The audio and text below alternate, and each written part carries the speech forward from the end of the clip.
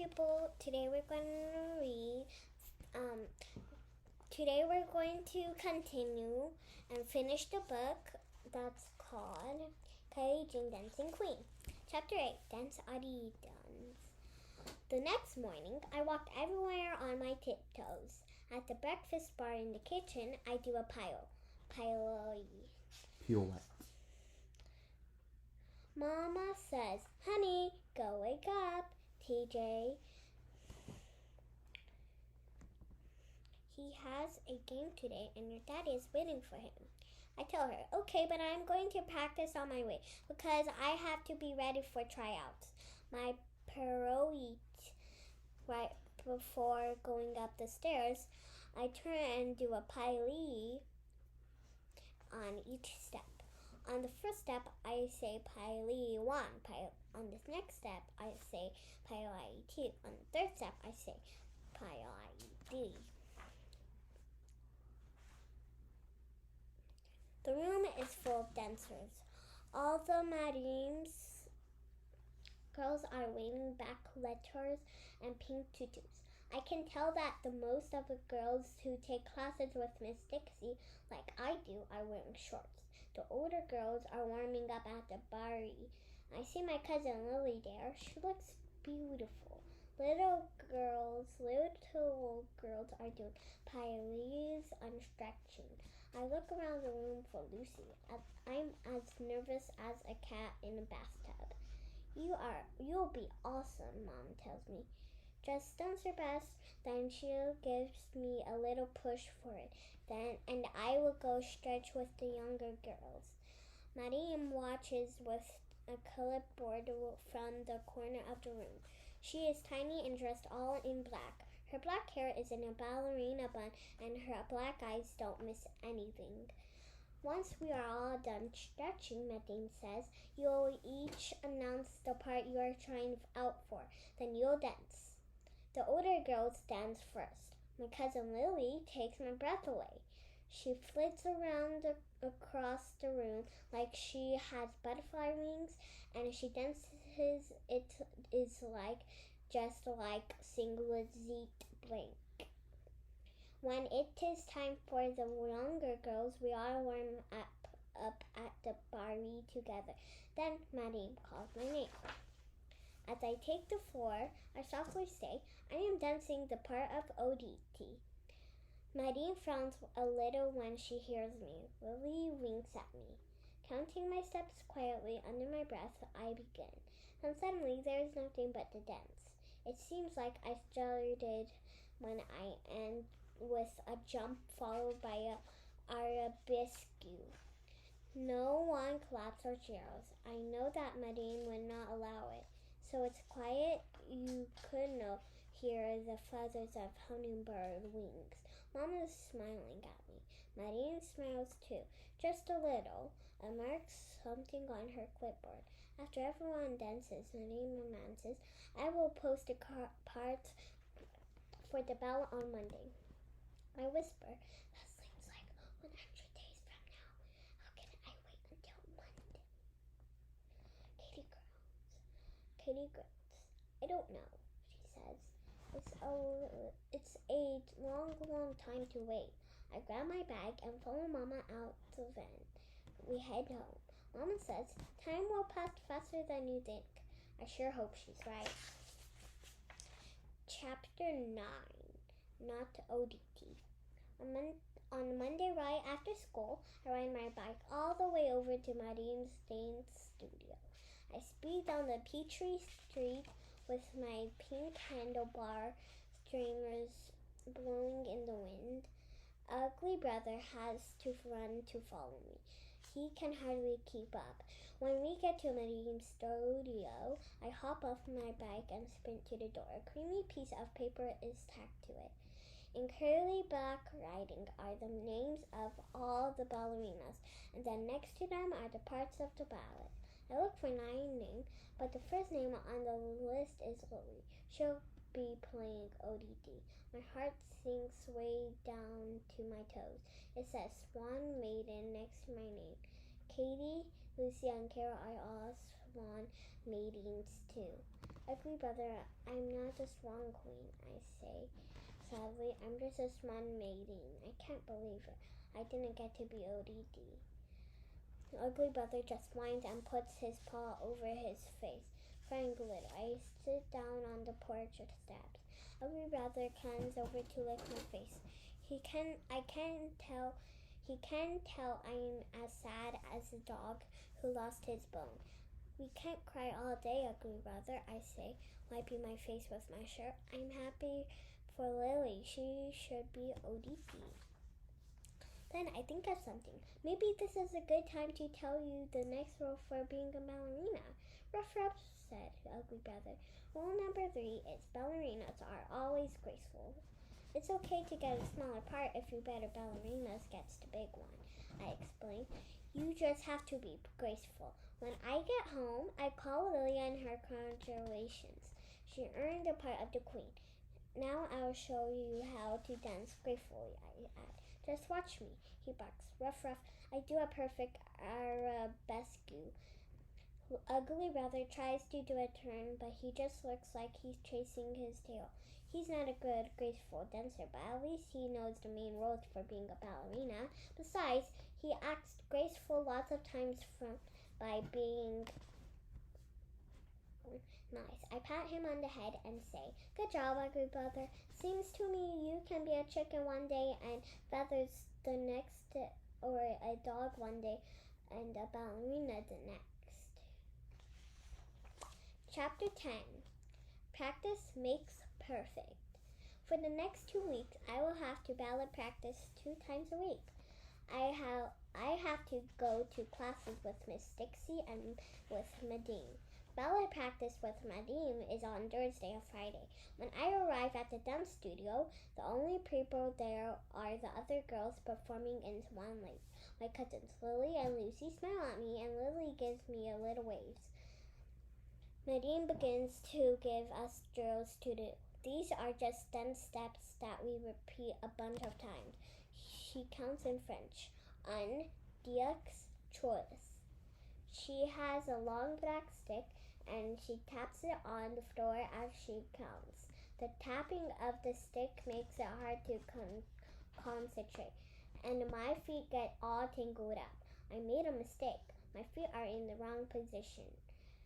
Mariam sees them with her dark bird-like eyes. Mariam sees everything all the time. The tapping stick stops. Mariam asks the ballerinas to sit. She asks coldly. Everyone except Kylie Jean. Sylva's played. When I frown, she says, that means please. Then she makes me repeat the dance step over and over. Mariam says, again, again, again. She points to my legs and feet with the black stick. My feet find the right position. Carefully, I repeat it again and again.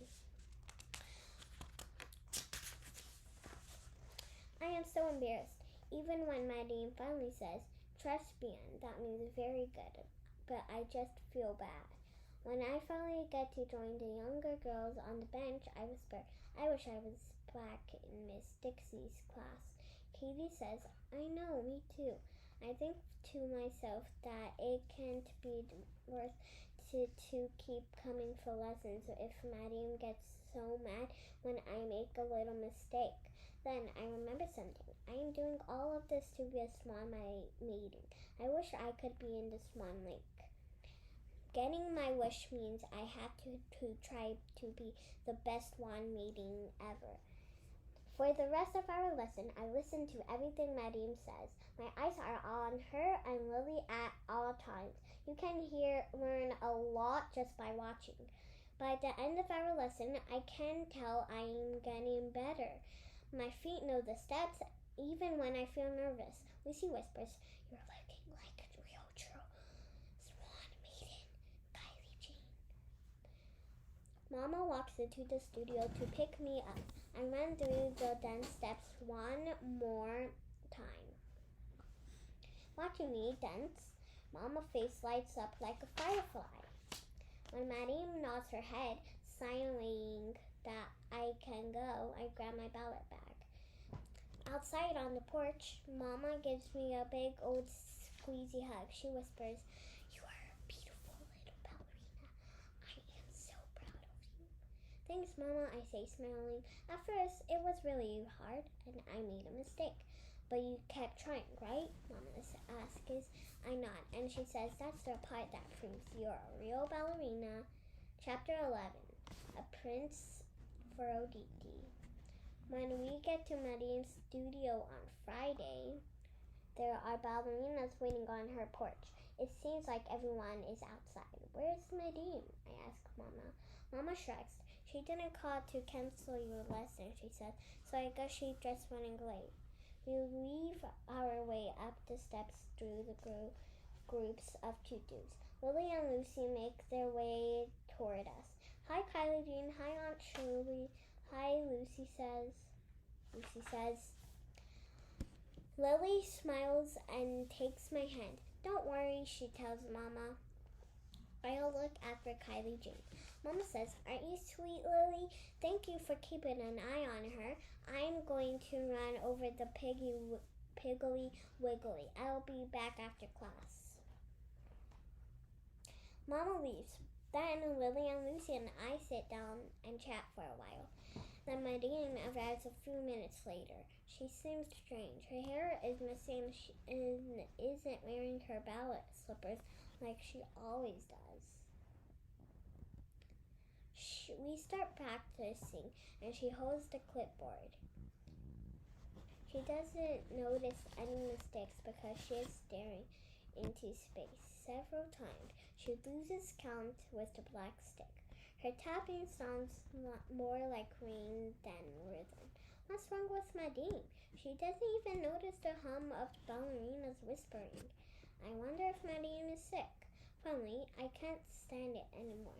I have to know what's going on, so I go right up to her. Nadine doesn't see me at first, but Lily does. Lily waves at me to come back to the berry. Shaking my head, I wait. It takes a while, but finally Nadine sees me. Yes, Kylie Jean, what is it? She asks. Are you okay, Nadine? I ask quietly. I am shocked when Nadine crumbles. She sits down on the bench. She doesn't cry. She looks like she wants to. She even covers her face with her hand. The dancers have stopped dancing. They start walking over. My beautiful dancers, there is a big problem, Nadine confesses. The boy who is going to be the prince has broken his ankle. He may never dance again. It is so sad. I gasp. Everyone begins to whisper. One little ballerina starts to cry. We have worked so hard. I kind of want to cry too, but beauty queens are never quitters. Our ballet is ruined, Nadine says. We can't perform Swan Lake without a prince for Aditi. One girl asks, can another girl dance the role of the prince? Nadine shakes her head and exclaims, the prince must lift Aditi many, many times. None of you are strong enough to be the prince. We all think some more, but no one else has any good ideas. Finally, Nadine claps her hands. We are done for today, she says. Class is dismissed. I have to think. Mama is not here to pick me up yet, so Lily, Lucy, and I sit on the porch waiting for her. We are all too sad to talk much. This is Lily's big chance to be the prima ballerina, and my first chance to be Swan Maiden. I don't want it to be ruined. Lily tries to cheer us up. She says, Nadine will figure it out. Don't worry. I wish that boy didn't break his ankle, Lucy says. I nod and say, me too, but we can't change it, so we have to find a new prince, right? When Mama pulls up, I wave goodbye to my cousins. Don't worry, Lily, I say. I'm going to think of a plan so you get to be Audie. All the way home, I think about boys I know. I have lots of friends who are boys, but none of them seem like ballerinas. At home, after I help Mama bring in the groceries, I get a purple popsicle from one of the bags. Ugly Brother and I have the popsicle on the back steps. I have a lick and then he has one. I like sharing popsicle with Ugly Brother. I tell Ugly Brother all about our ballet boy troubles. He whines a little, but I'm not sure if he feels bad for us or if he just wants more of the popsicle. Do you want another lick? I ask, holding out the frozen treat. He barks excitedly, ruff, ruff, and he bites the end off. Popsicles are for licking, I say, but I can't be mad at Ugly Brother. He just likes purple popsicles, and so do I. Then TJ walks up. When he sees all the purple sweetness on my face and our ugly brother, he laughs. "You got doggy germs now." He teases me. "You're probably going to grow a tail." When I look up at TJ, an idea hits my brain like syrup on a snow cone. I whisper to ugly brother, "Are you thinking what I'm thinking?" "Ruff, ruff," he barks. "You just know I have a plan to get a prince for Aditi." I tell TJ all about our ballerina problem and how sad Lily is. Lily is one of his favorite cousins. He seems real sorry, but doesn't offer to help. I take a deep breath. This isn't easy. Then I say, "You could be the prince. None of your friends would ever see you dancing because they don't go to the ballet anyway. It would make all the ballerinas so happy, especially Lily." "I'm not a dancer," he says. "You wouldn't have so much to do much dancing," I say. He frowns, but I can tell he's thinking about it. What would I have to do?" he asks. "You would be lifting Lily while she dances," I explain. "And since you're real strong, I know you can do it for sure." TJ hesitates. "I don't know," he says. "I'm not a dancer." He thinks for a long, long time. At first I think he's going to say no. Then he takes a deep breath and says, "Let's make a deal. Will you promise to clean my room for the whole month?" I snort. "Some deal," I mutter. "I'd rather clean out Granny's cat box for a month. But what can I do? We have to have a prince." So I stick out my hand and say, "We better shake on it."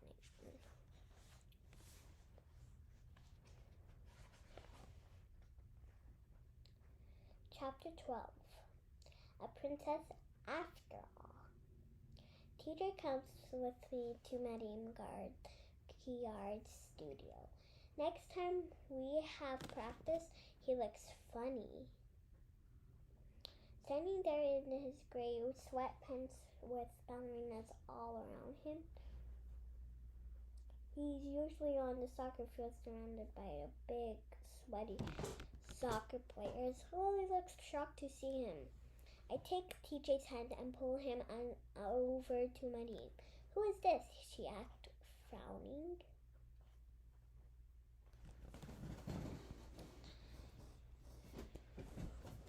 "This is the new prince," I tell her. "My very own brother TJ Carter.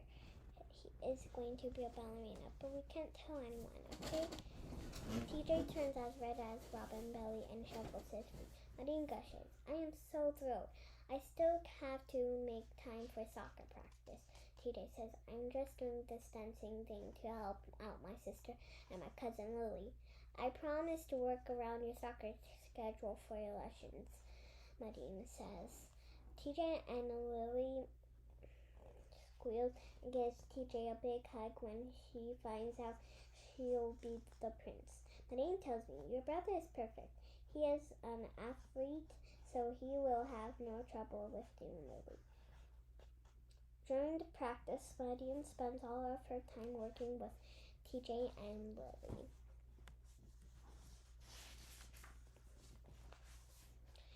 TJ is a quick learner, and luckily he doesn't have to do much. Mostly he's just there for the lift. Lucy, Kara, Katie, and I are practicing too. A big part is dancing around Oditi when she is changing from a swan to a girl. We have to make a little half circle around her. Since Lily is busy practicing with TJ, we pretend that a stool is Oditi and move forward together, reaching out our arms like fluttering wings. Gathering around the stool, we wait for Oditi and the prince to dance together. Finally, when they do, we swan Madame's leap joyfully in the background. When we are done with the rehearsal, Madame claps her hands. Her eyes sparkle, and she says, "Kylie Jean, getting your brother to be the prince as a real father in your cap. You saved our ballet." Everyone begins to take off their ballet slippers and pack up their bags. Lisa and I sit by side. Best ballerinas buddies and best cousins. TJ is talking to Lily about their dance. They are best cousins too. It is nice to have such a big family. When someone needs help, all we have to do is ask, and usually someone figures out how to help, just like TJ and me. Nadim calls out. We only have one practice season session left tomorrow afternoon on Saturday morning at 9 o'clock. We'll have a dress rehearsal at the high school. I will see you then, dancers. IU review. Goodbye. I can't wait to see my costume. It will be all white because I'm a swan maiden, and I bet it will be a lot better than chicken feathers. I lean over to Lucy and whisper, no more farm tutus for us. I'm very excited. If TJ is a prince, then that makes me a princess. Chapter 13, Dress Rehearsal. Early next Saturday morning, Mama makes pancakes that are light as a feather. She mixes them in a big blue bowl, and I get to pour the milk in. Then we make a giant pancakes as big as a plate on our old black griddle. I'm standing on my step stool, reaching for the syrup. When TJ walks into the kitchen, he laughs. Then he reaches over my head, saying, I've got this one, Shorty. TJ's put the maple syrup onto the table. Then he pulls out the chair and sits down. Daddy walks in too. I help make the pancakes, I announce. They look delicious, Daddy says. He puts the plate on the pancakes on the table. Then Mama brings a plate piled high with crispy bacon. We all start eating. Pretty soon, we hear Ugly Brother begging for some bacon. Mama gives me a stern look because she knows I want to feed him under the table. Daddy asks, TJ, what will your friends on the football team have to say about you being on the ballot? I don't know, TJ says, but it's a lot harder than it looks. I've only been to a couple of lessons and I have to be ready for the performance. I don't want to let Maddie, Lily, and Kylie Jean down. Mama checks her watch. Then she says, you two better hurry and eat your breakfast or you'll be late for a rehearsal. Soon the empty plates are stacked in the kitchen sink. TJ will drive us to the high school. Then when we get there, he lets me out in front of the doors and then goes to the park with his truck. We will rehearse and perform in the high school auditorium. It's nice, but not as nice as the Jacksonville Performance Center where we went to see Cinderella. As I'm going up to the front door, I turn to look for TJ, but he's nowhere to be seen. I don't even spot his truck in the parking lot. I see girls rushing all over the place, but I don't see my brother. Lucy runs up to me, holding out her extra tutu and letter. I am borrowing them for the ballot. I can't find my brother, I tell Lucy. She doesn't look worried. He probably went to park somewhere else, she says, so his friends won't know he's here if they happen to drive by. I smack my forehead. Of course, I say. Oh, Lucy, you have to set my mind at ease.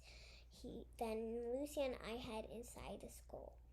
All of the swan maidens are wearing beautiful headbands with white feathers and letters and fluffy tutus. You won't believe it, but makeup is part of our costume too. I never get to wear makeup. The older ballerinas help us put it on the dressing room. The dressing room is really one of the locker rooms, but we can pretend that we are backstage at the big fancy theater. Lily pulls white powder all over my face.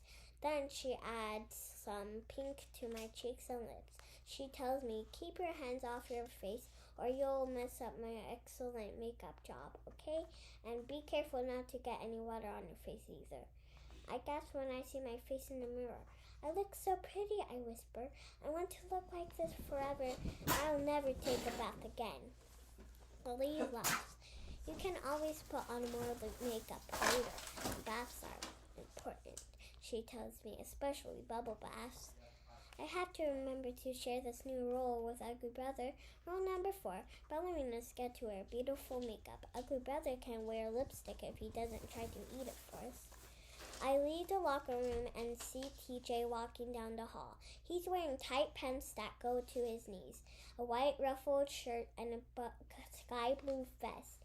His face is as white as a clean cotton sheet.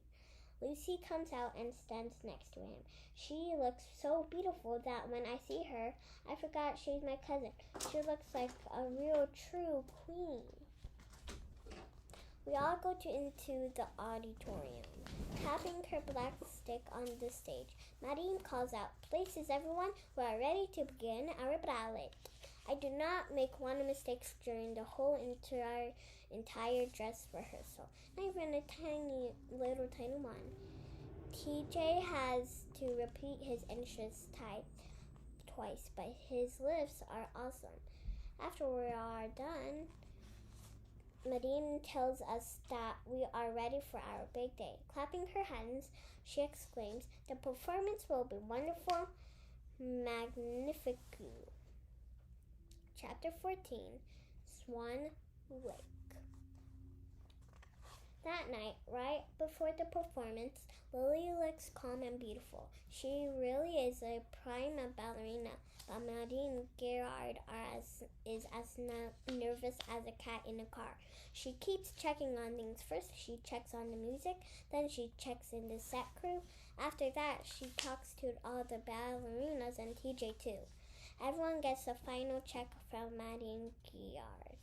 She checks to make sure our makeup is perfect and that our tutus have no rips. She looks at me first, then while she checks Carol, Lucy, and Katie, I peek through the curtain. There are a ton of people here.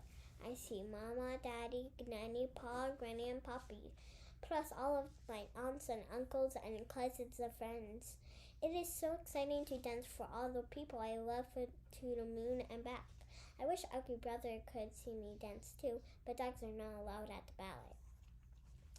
All of us swan maidens sit down on a bench backstage, waiting. We smile and swing our legs, swaying together in our fluffy tutus. I thought I would be nervous, but I'm having too much fun to get butterflies in my tummy. Sometimes it is better not to be the queen. Can you believe I said that? Then Miss Dixie comes back to check on all of her ballerinas. "Y'all are going to be amazing swan maidens," she exclaimed. Then she gives us each a big squeezy hug. When she hugs me, she whispers, "Do you make me proud out there? You hear?" Just then Madame Guillard says, "Fight, fight." That means hurry up fast in French. It is time for the ballet to begin.